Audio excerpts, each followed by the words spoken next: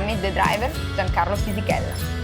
Hai fatto, penso che siano 8 team differenti, hai cambiato ogni 2 anni, penso era ogni anno. Dal 96 ho corso per Minardi, Jordan. Dì la verità, cioè volevi vedere un po' da tutte le parti come andava. Sì, importante era rimanere in Formula 1, Sì, poi sì. Dipende dalle annate, da come va, dal team offerente, da quello vincente.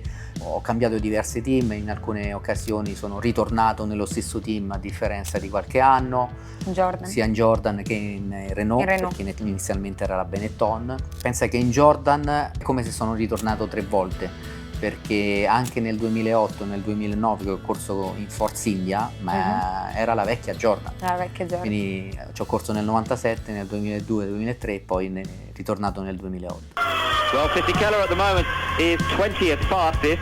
C'è stato un team che ti ha segnato di più, perché sei stato anche poi pilota Ferrari? In quale team ti sei sentito più rappresentato? Diciamo che nel 2005-2006 è stato il momento più importante della mia vita, con un team vincente, con una macchina vincente, dove siamo riusciti a vincere sia il campionato del mondo piloti che costruttori. È stato un periodo decisamente importante, un team forte, una macchina veloce. Poi il sogno che avevo nel cassetto era quello di guidare per la Ferrari. Come tutti i piloti. Come tutti i piloti, soprattutto per un italiano come me. Just after the announce of Ferrari, it was my dream already since when I was very young. Ho guidato soltanto 5 gare in Formula 1 perché ho sostituito Massa quando fece quel brutto incidente con la molla vagante, e quindi ho dovuto sostituire lui, ma con grande orgoglio, con grande piacere.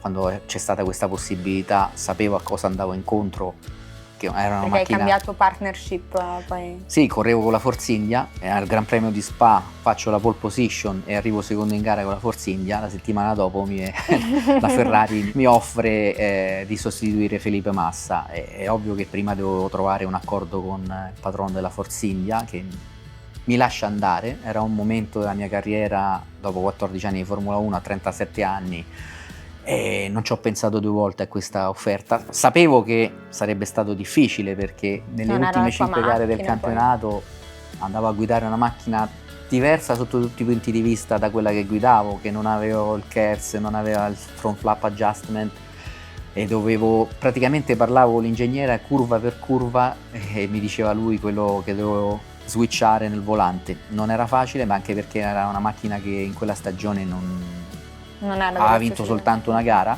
però non potevo dire di no a questa. È stato un incoronamento, sì.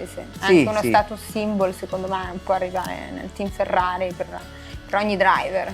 Assolutamente sì, non rimpiango quel giorno che l'ho fatto, tant'è vero che ad oggi da quel giorno sono ancora un pilota della Ferrari, ambassador, corro ancora nelle gare endurance, mi diverto e quindi mi sento di essere parte di questa famiglia Ferrari che ognuno di noi, di piloti, vorrebbe esserlo. C'è una vittoria che ti ha segnato in particolare?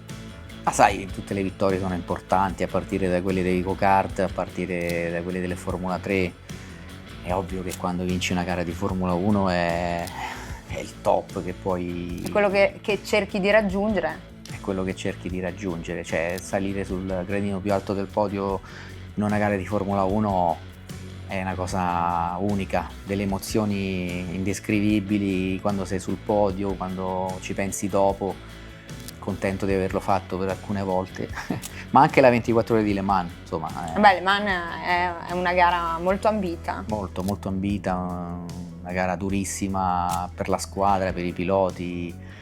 Se eri in lotta per le prime posizioni dovevi essere pronto, ascoltavi la radio dei tuoi compagni di squadra per cercare di capire se c'erano dei cambiamenti in pista, se dovevi essere pronto a sostituirne uno, quindi non si dormiva.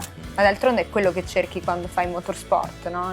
È un contatto con l'adrenalina al massimo. Esatto, penso che quando non sentirai più queste cose forse sarà il momento di ritirarsi, no? Sì.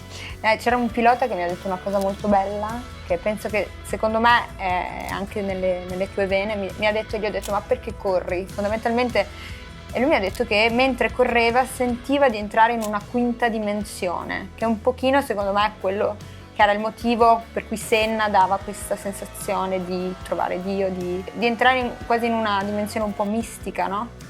Sì, sì, quando ti siedi in macchina, chiudi la visiera, diventi...